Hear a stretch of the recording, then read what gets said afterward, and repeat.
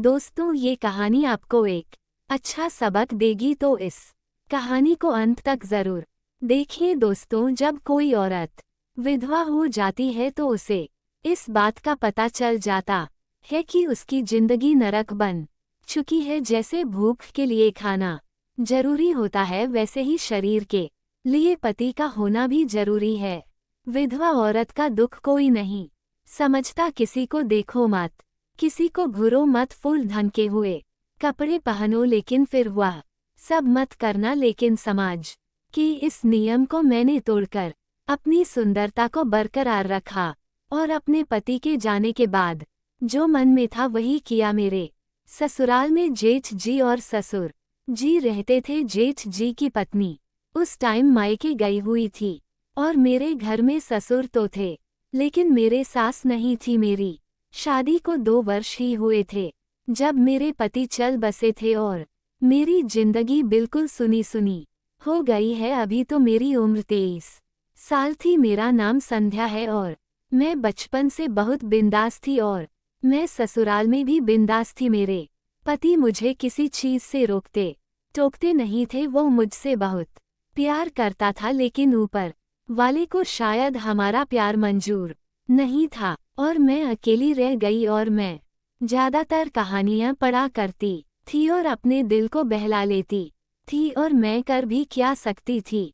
हमारे घर में रोज लकी सिंह नाम की एक दूध वाले भैया आते थे। वह मेरे घर दूध देने आते थे। वह सुबह 6 बजे आते थे। उस टाइम मेरे ससुर जी बाहर टहलने चले जाया करते थे और मेरे जेठ जी 8 बजे से पहले कभी नहीं उठते थे, और यही मेरे पास सही समय था। और मैं धीरे धीरे दूध वाले भैया से हंसी मजाक करने लगी और मैं रोज नए नए कपड़े पहनकर उस भैया के पास दूध लेने चली जाती थी। दूध वाला भैया मुझे बड़े प्यार से देखता और बोलता, भाभी आप बहुत ही अच्छी हो। मैं बोली, क्या अच्छी हूँ? वह बोले, आप बहुत ही सुंदर हो, लेकिन आपको इस हाल में देखकर मुझे बहुत ही दुख होता है कि कम उम्र में आपके पति आपको छोड़कर इस दुनिया से चले गए। आप दूसरी शादी क्यों नहीं कर लेती? यह जिंदगी बहुत बड़ी है, इसे काटना बहुत मुश्किल है। तब मैं बोली, मुश्किल तो है, लेकिन मैं दूसरी शादी नहीं कर सकती। यह बात सुनकर दूध वाला भैया भावुक हो गए और वह ऐसा सुनकर वहां से चला गया। फिर उसके बाद हमारे बीच हंसी मजाक होते रहे। एक दिन दूध वाला भैया बोला, अगर भाभी आपको किसी चीज की कमी हो तो बता देना भाभी, या अगर आपको किसी चीज की परेशानी हो तो मुझे बता देना। मैं बोली, ठीक है भैया जी, जब भी मुझे किसी चीज की जरूरत पड़ेगी तो मैं आपसे बोल दूंगी। अब इस तरीके से कई दिन निकल गया, क्योंकि मुझे जरूरत वाली चीज को मांगने में मुझे शर्म आती थी। फिर मैंने उसे हिम्मत करके मेरी उस बात को बता दिया। दरअसल हुआ यूं कि मेरे ससुर चले गए खेत में और मेरे जेठ जी भी उनके साथ चले गए, और मेरे पति तो मुझे छोड़कर दुनिया से पहले चले गए थे। इसलिए तो ये सब कुछ ड्रामा हो रहा था ताकि मैं खुश हो सकूं।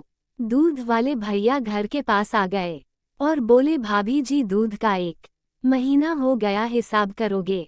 मैं बोली, भैया जी आप आ जाओ अंदर, जो आपके पैसे बने हो मुझे बता दो, मैं आपको दे दूंगी। दूध वाले भैया ने 5 मिनट रुककर दूध का हिसाब करके मुझे पैसे बता दिए।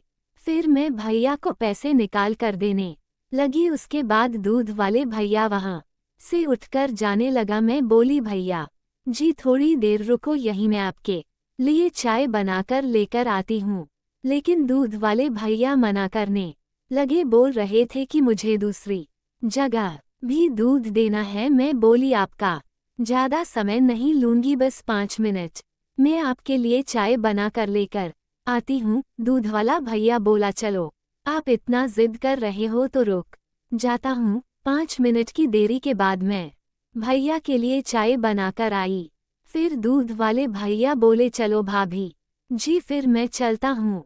मैं बोली, भैया जी थोड़ी देर और बैठ जाओ, चले जाना। फिर मैंने खिड़की में से देखा तो मेरे ससुर जी खेतों की तरफ से घर आ रहे थे। फिर मैंने दूध वाले से भैया से बोला चलो भैया जी अब आप जा सकते हो, जब कभी भी आपके पास टाइम हो तो चाय पीने आना दूध वाला। भैया बोला चलो भाभी ठीक है, अगली बार जरूर आराम से चाय पेंगे। तो दोस्तों चाय पीने का मतलब समझ ही गए होंगे, उसके आगे की कहानी भी आप खुद समझ गए होंगे कि क्या हुआ होगा। Please like subscribe.